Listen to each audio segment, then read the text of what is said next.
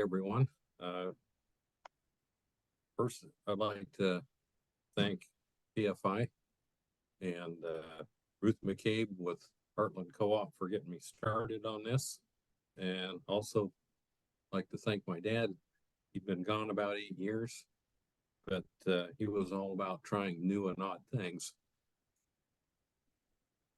Let's see, next slide, please.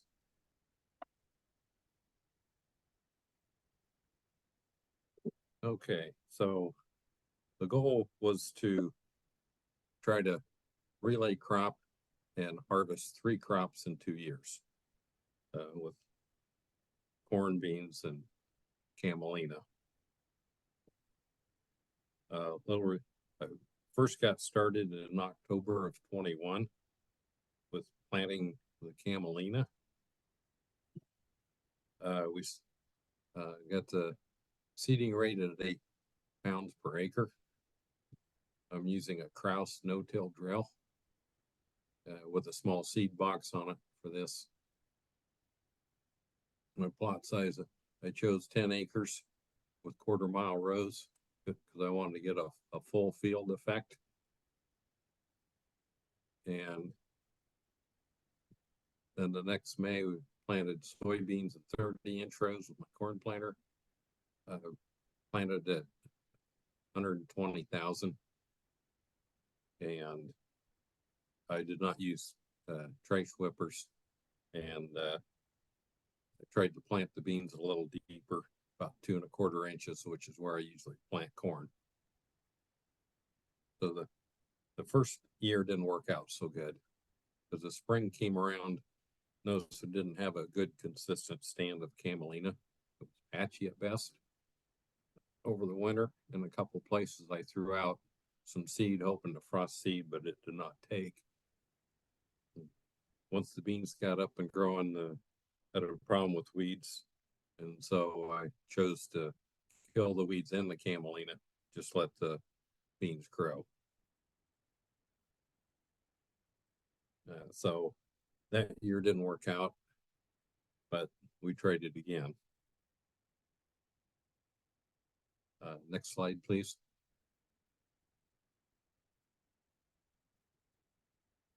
Okay, so about October 7th of 22, we seeded again. We're going in after soybean harvest into bean stubble. Again, we're going 8 pounds per acre. And we're trying to seed them about 3/4 inch deep.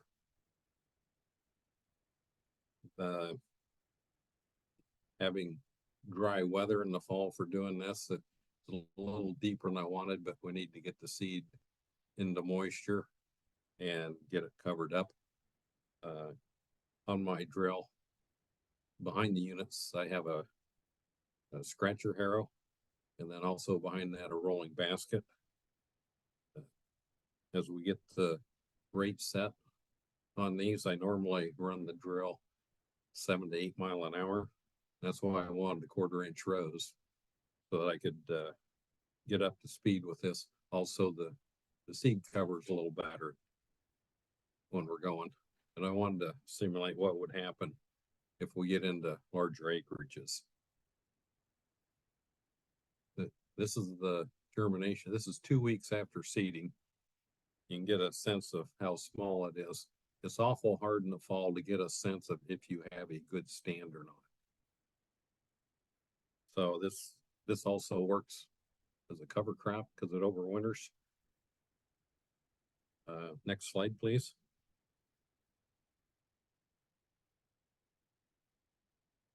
When I get done seeding the camelina, I go right next to it and seed the camelina with cereal rye. And here's a picture of how that looks. And the cereal rye, of course, takes right off. And the camelina is still pretty small right there, but it does survive over winter. Next slide, please.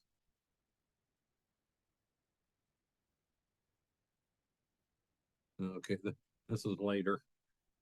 In the fall, it's still pretty small, but it's surviving. once it germinates and puts the little leaves out above ground, it stays pretty small for about a month like that. And it's still, again, it's hard to get a sense of whether you got a good stand or not. Next slide, please.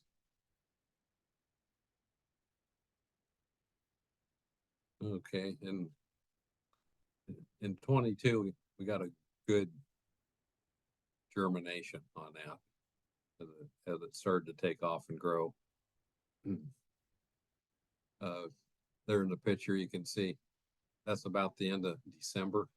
I dug one up, you can get a sense of the leaf size, and then also the roots that are there. That's probably one of the bigger rosettes going into winter, but the smaller ones survive too. If we get a terrible cold snap, the leaves will brown around the edges, but they seem to come out of it late in March, early April. This year, I did not have any weeds present.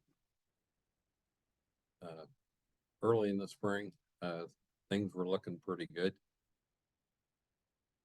And early May, the Camelina started to bolt up the stem, and that's when I planted the soybeans.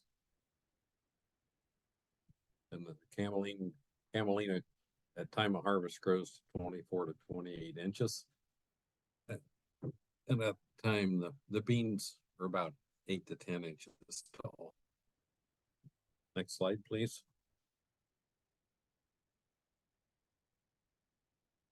Here we are, early April.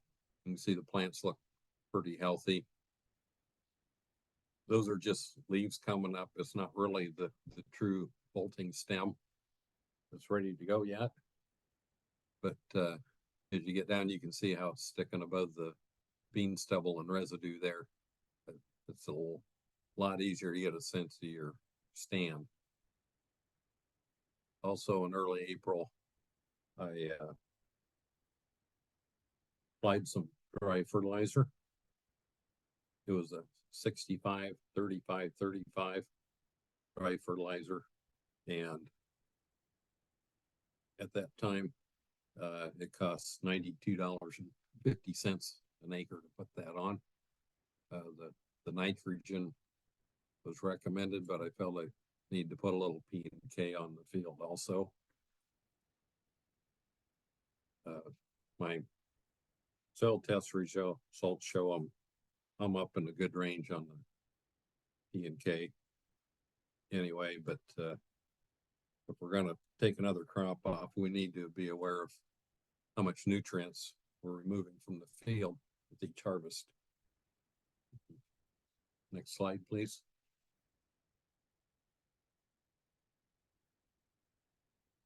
Okay, I didn't think to take a picture when I was actually planting. But here we are with the Camelina at 12 inches and the bean at 2 inches. And at this point, you need to walk out in the field and kind of part the Camelina leaves. Find the beans, but the beans are there. Again, I planted the beans at 120,000. I planted them about 2 1/4 inches deep, thinking that might slow emergence and give the Camelina more time to mature before the beans got very tall. But of course, that doesn't work. Also, you can see the Camelina's, it looks a little pale green there, but it's actually pretty healthy. Next slide, please.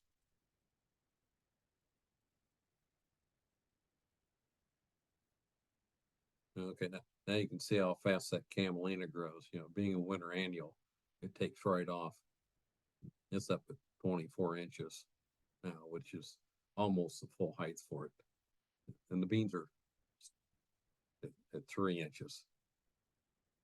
The beans seem to be okay because as you look through the Camelina, as you look down, you can see that they're still able to gather sunlight. My drill plants the Camelina at 10-inch spacings. You can see it looks like a pretty good stand there, and it is, but it's still it's not a real flush plant that crowds out the soybeans from getting light and growing. Next slide, please.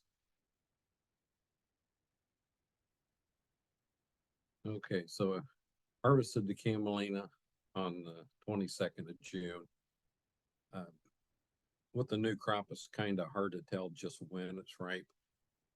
So I made sure the stems were brown, the pods were brown. The pods would pop open pretty easy with your fingers. I just used combine, the 2366 case with grain table. It's got the corn bean concave in it. And just pulled out the book and looked for whatever crop had the smallest size seed in it, which I believe was rapeseed, and made those initial settings. It took a while to get the combine adjusted to where I thought it was working correctly.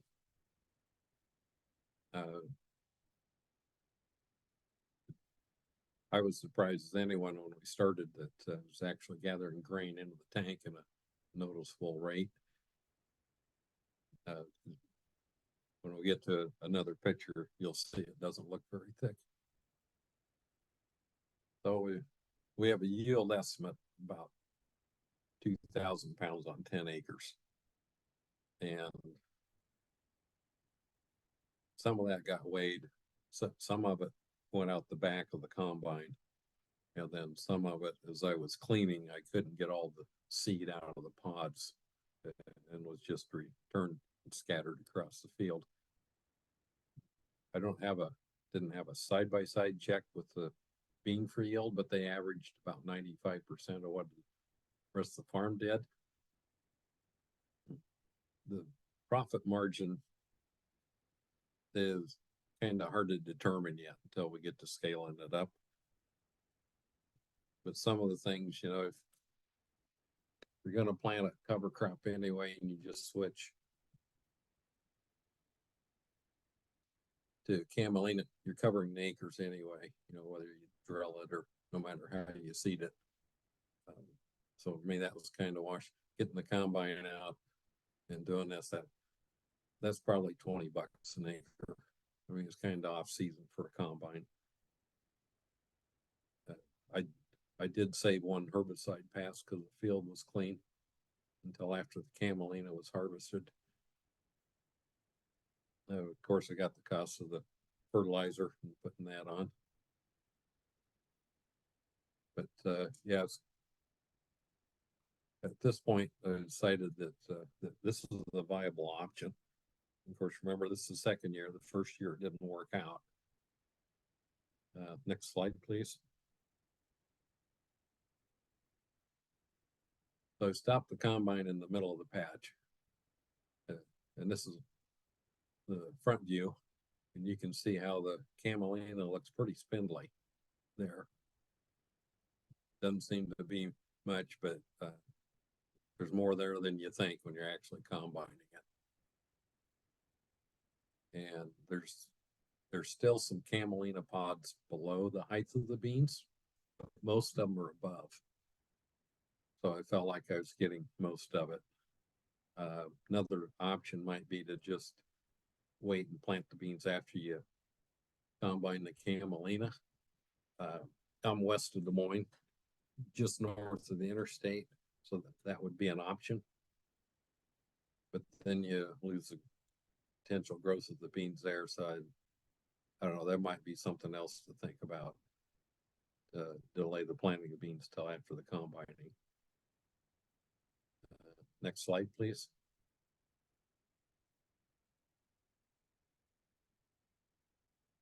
Here's a picture from behind. You plant the rows, run the combine down the rows. It works pretty good. You can see the little bit of straw there from when I stopped the combine. It doesn't amount to much. It never seemed like the combine was working any. The material flowed through pretty easy. This is probably the most fun you can have, is to harvest an extra crop in a 2-year period. I felt pretty good about this. Also, Will Hoffman with Heartland Co-op, he came out and helped me set the combine. He's one of their conservation agronomists, and he was a lot of help getting the combine set and getting it running also. But you can see we didn't hurt the beans much. When the combine's moving, the straw is spread out. It wasn't a hindrance to the growth of the beans. In that regard, combining with the 2 crops in the field worked pretty good. Next slide, please.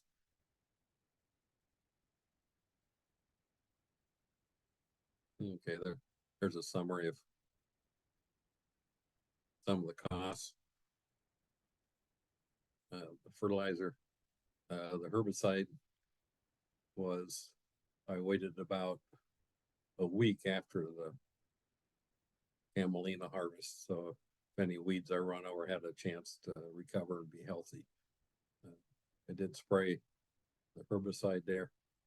I chose beans that were tolerant to Roundup and Liberty, both, and I was concerned about weed heights by the time I might get in to spray it. I sprayed 32 ounces of both those herbicides together on the plot. It cleaned up the weeds that were there very well. The weeds tended to come back on about the outside 20 feet around the edge of the plot. Next slide, please.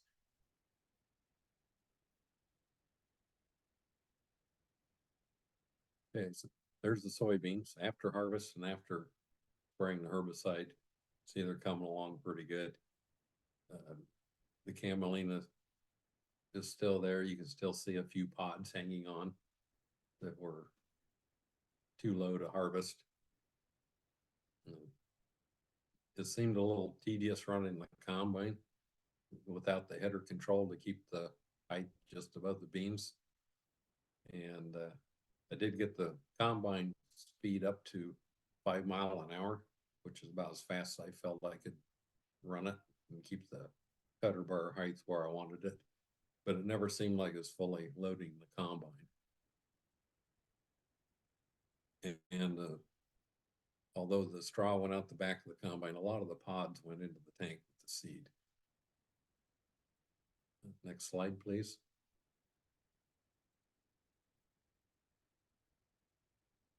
Okay, so after harvest, we sent a sample off for germination test. And it came back like 40 to 60%. It was pretty disappointing. And then we found out that you need to wait 30 days before you do a germ test. We did that, tested out at 90 or better. Cleaning the Camelina seed is a bit of a challenge. So when I first got a bucket full out of the wagon, ended up laying a window screen over a wash tub and just put some on there and rubbed it gently, and the seed fell through. The pods I could just dump off the screen. So I cleaned about 200 pounds that way. I just rigged up a rotary screen I had.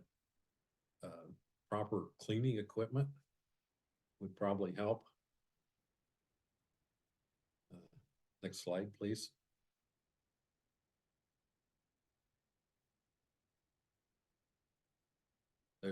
There's what I have for cleaning. Just an old rotary screen. You can see it in this picture. It's working. The Camelina is falling through under the screen. The pods are coming out the near end. Next slide, please.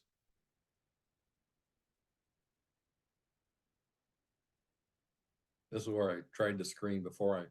It had 1/4-inch hardware cloth on it. As you can see, a lot of the pods are falling through with the seed. Next slide, please. Okay, I took the hardware cloth off and I went to the local hardware store and I bought a window screen and put on and replaced it, reassembled it. And this is what I got after that. You can see the Camelina comes through, hardly any debris falls out with it. It worked really well as a way just to, an inexpensive way to get started cleaning. Next slide, please. Okay, here's a picture of the Camelina before we clean it. This is just a random sample out of the wagon. Here's where you get a sense of the size of the seed with the dime there and the pods. I don't know if we're going to be able to set the combine to get the pods out or not. If someone were to try this and had the small grain concave, that might help a little bit. You get a cleaner sample. Next slide, please.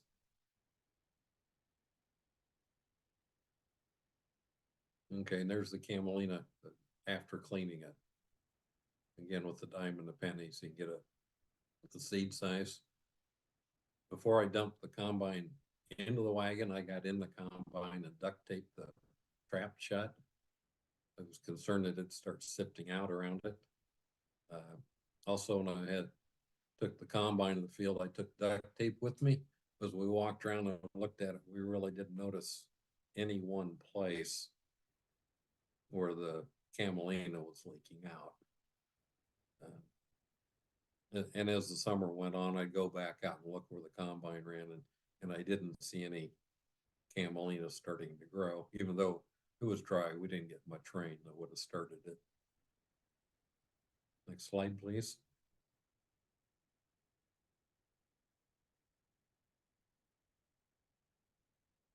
Okay. So thinking ahead, last October in 23, in the first week, I did plant another 10 acres of Camelina in the bean stubble. And then while I was there, I also tried planting the Camelina into standing corn stalks. And it looks like there's just too much residue in the corn stalks to get that work. Even though I did cover, I drilled about 3 acres, and I went back and did another 2 acres on an angle. And there is Camelina coming there, but I don't know if it's enough for a viable stand. Probably, quite possibly this fall, if I try that, I may have a neighbor come in and borrow bale the corn stalks in an effort to give me a better place to seed the Camelina. And doing that would make it easier to stay with the corn bean rotation and add the Camelina in. I like staying with the 10-acre plot and quarter-mile rows. It gives me a good feel of what it might take to do it on larger acres. Yeah, I think full 3 years are needed to evaluate whether this works or not. Another thing I'm going to try this spring is I'm going to try spraying a residual herbicide over the Camelina for weed control. I'm going to try some dual and also some prowl part of it to see if that helps with weed control. Those products will not kill plants that are already germinated and planting. And it might be hard to find Camelina on the label, but you can find the corn and beans on the label easy enough. So I'm confident it won't affect the soybeans I drill into them. Another thing I might try in another year, the Camelina does not offer erosion control. And so I might try putting a few pounds of oats in with it that would winter kill as a way to stop erosion.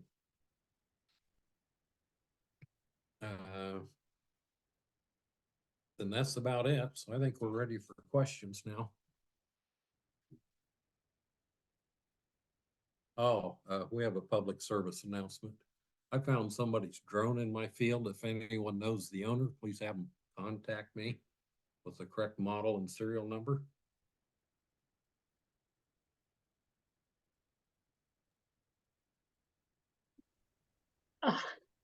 Thank you for that, Robert. It really does look like a UFO hanging there. All right, so we're gonna go to questions. I'm gonna leave the PowerPoint up for you, Robert, in case you need to reference it during questions. But let me get to the first one here. And let's see. Okay, can you explain the thinking behind planting deeper? Is it to access moisture or to delay emergence? Well, in reference to planting the beans deeper, it was some of both. Wanted to make sure they get into moisture. But mostly I wanted to try and delay that bean sprout a little bit. So possibly they'd be a little shorter when I combine the Camelina. Obviously, Mother Nature lets us know what's going on for sure. All right, another question we have is, I'm not sure what, I guess he's referencing the Camelina here. Is that 2,000 pounds an acre or 2,000 pounds total? Oh, that's about 2,000 pounds total. Total, okay. And that's just an estimate because not all of it was weighed. We did have some in a wagon that got weighed. I weighed some that I measured out to drill last fall with. And then some of the Camelina seed get spread out on the field with the pods just because I wasn't able to clean all the seed away from the pods with the screener I set up. Okay. You talked about planting rye with the Camelina, and this person didn't see any pictures of what it looked like the next spring. Did you spray it out? Yes, that was just something to try to get more than one species as a cover crop, and also a way to empty the Camelina out of the drill box.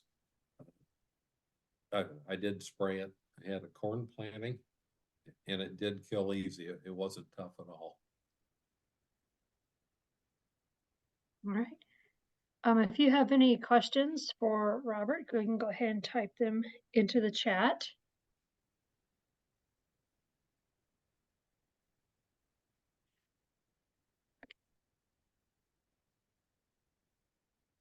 I think one's actually being worked on right now. It's just coming in a little slow. Okay. When do you have weed pressure? Okay, when you have weed pressure, what weeds are you seeing? Well, the first year the weed showed up about the end of May because I'd already drilled the soybeans and the field looked pretty clean of weeds at that time. And it was mostly small seeded broadleaves.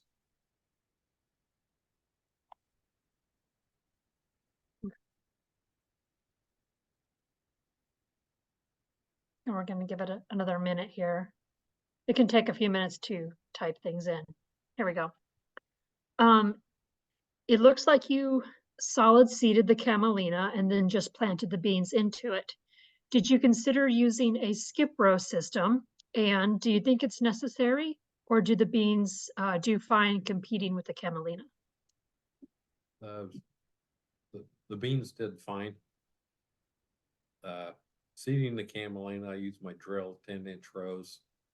Gives a good stand. The Camelina plant's kind of skinny growing, so I think you're going to need a drill with those 7.5 or 10-inch rows to make a go of it. The first year, my drill had a little linkage slop in it and some wear, and that may have contributed to some of the poor stand. The second year I'd gone over the drill and got everything up. This is probably a case of paying attention to the detail here because that seed is so small. It's important to do the best you can to get it placed right and covered. Okay. How will your results change what you do in the future?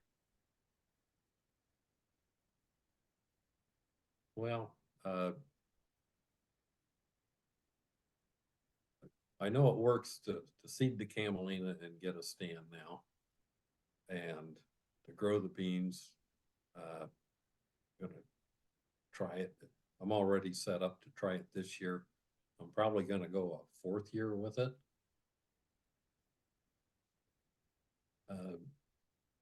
When I planted the beans both times, I had a dry field.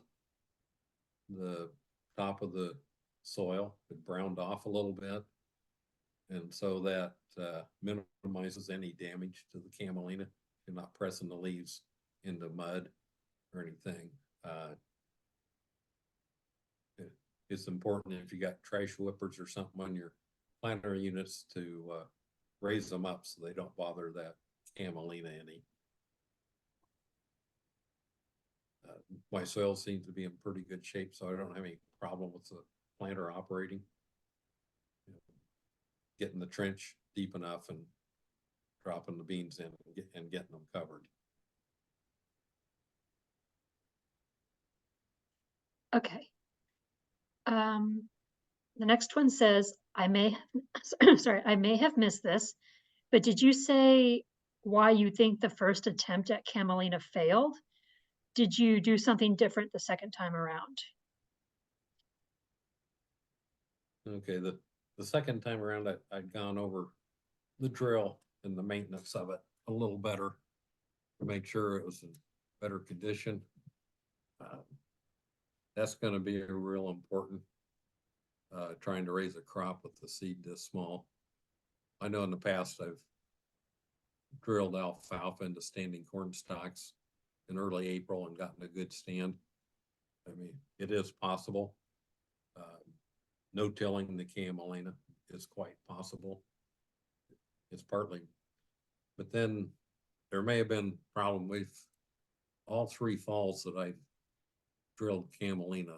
It's been unusually dry in the field and on the farm. And so that may also contribute to a poor stand. Right. This next one is, do you think that maybe when you're planting your beans, that the wheel traffic, I'm assuming the tractor wheel, could be hurting the Camelina stand, or did you take that into account when you were first planting? Yeah, it's minimal. For a long time, I've been conscious of just how much my equipment weighs, and I try to stay away from tractors and equipment that's heavier than they need to be. Partly that's, comes from a concern to not creating more compaction.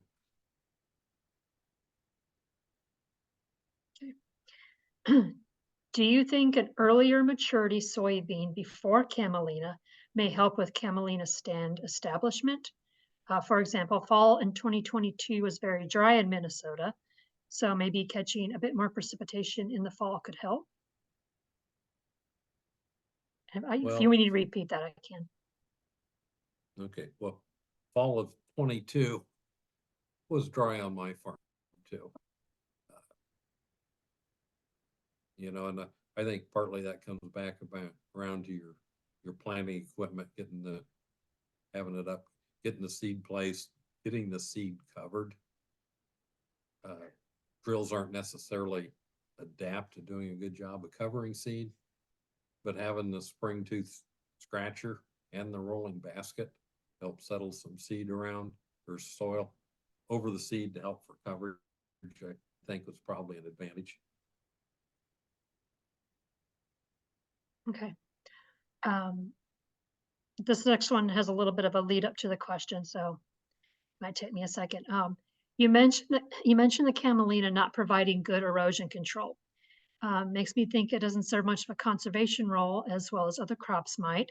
If you were able to scale up the Camelina in the future, how are you thinking about incorporating it into your rotation?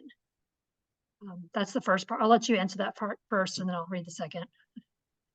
Okay, so we're talking about whether Camelina offers erosion control. I'm talking about water erosion. My farm's pretty hilly. Possibly spending more time to make sure I'm following a more strict contour and changing my contour when necessary would help, so that I'm not up and down the hill much. Maybe adding a few pounds of oats along with the Camelina might add some erosion protection for the fall and winter. The Camelina does have a root, does develop a root system, but it's just not enough to hold the soil in place if you get water moving across the field. So it's, as far as being, it might be part of a cover crop mix for some farmers. Growing this on a larger scale, say a 40 or 80 acres, it's going to fit better on farms that have flatter fields where erosion is not quite a concern. The second part of that is, would you consistently do Camelina before soybean, or would you rotate the intercrop system with another crop going into soybeans like cereal rye? Relaying the crop with soybeans is probably going to be the best fit. Following soybeans with Camelina and then relaying soybeans back in gives 2 years of soybeans, which isn't, may not be the best rotation. That's why I'm going to try and see if there's a way to get the Camelina seeded into corn stalks. Okay.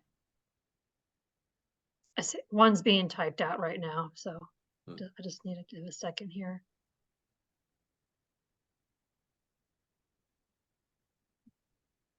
Okay. What is your market for Camelina, especially if you scale up production? Is it all to be used on farm locally as cover crop seed? Yeah, I think that's where most of the market is for it, is as part of a cover crop mix. I mean, it's a brassica, so it gives you that. I mean, it does put roots down. I did not dig the Camelina roots at harvest to see where they'd gotten to, but you know, it was better than not having anything growing there. There's rumors that Camelina there's encouragement to grow enough to crush it for jet fuel. I don't know how that's going to be. Usually something like that, you need to be pretty close to the crush plant for that to work out, or shipping is a problem. Okay. Is 8 pounds adequate, or is a different planting rate needed? The 8 pounds is a lot of seed. To get the 8 pound rate, I set the seeding equipment for 2 pounds of alfalfa per acre to get that. So you can see it's 8 pounds is a lot of seeds per acre. And also so small, when I'm going across the field, I actually have one seed meter out of 18 that actually leaks a little bit of the Camelina out. So it's very small. That's you could put some more. I mean, 10 pounds would be plenty. 8 pounds seems to raise a pretty good stand, thick enough. Okay.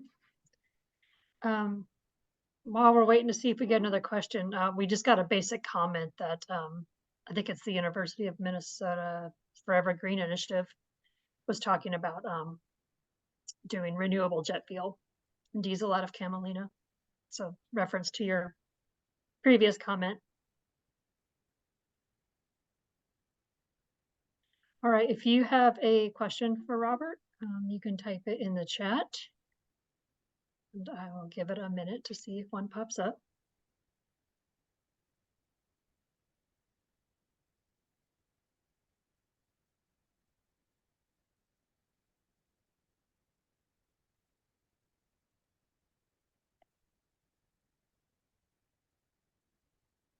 Okay. So Robert, here we go. Did you say you used your own seed for your last planting? Yes. Yes, I cleaned what I harvested and used it. Just a couple of days ago, I was out in the field. It looks like I've got a good stand coming. I don't see hardly any gaps in it, so germination was pretty good. Again, it was a dry fall, but still, getting it seeded, getting it there, it takes, and it really does come around to about this time of year before you can look out across the field and start seeing the rows of it. And it's developed enough. And it's a lot easier to determine the stand now, but yeah, cleaning my own seed seemed to work quite well this time. I have a question for you real quick while we're waiting. When you said you cleaned your own seed and used that, is that something in theory that you could do sustainably over and over again every year? Or would that not work out long term? Well, I don't know. We'll see. You'll have to keep us posted on how that goes. It's possible to buy Camelina seed, but but I don't know that it's a hybrid or anything like that.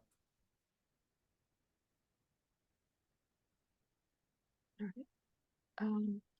What differences are you seeing right now between your soybean stubble and corn residue plots?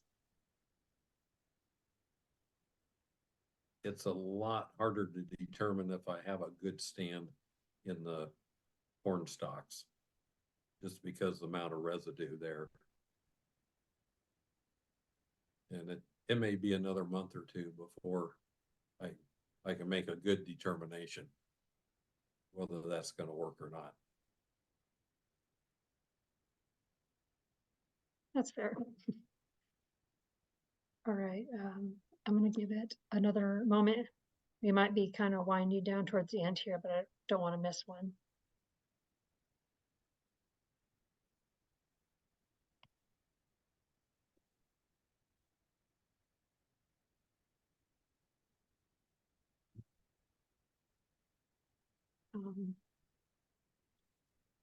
Did you have any winter kill this winter?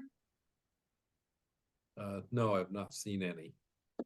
The winter Camelina seems to be pretty hardy. This winter, when it got real cold, I had snow cover to help buffer it. The year before, we had a couple cold snaps without the snow. That's when the leaves burned a little bit around the edge, but it didn't seem to kill off any of the plants. Even the smaller ones with less leaf surface.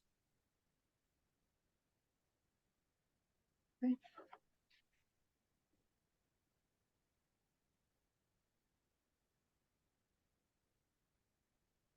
Can always take a few seconds to have people have to type it out.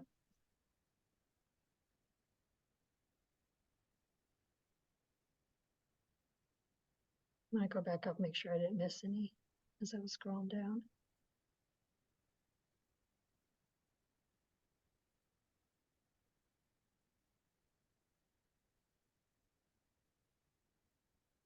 All right, I think we have I think we have reached the end of the questions. I don't see any more typing going on.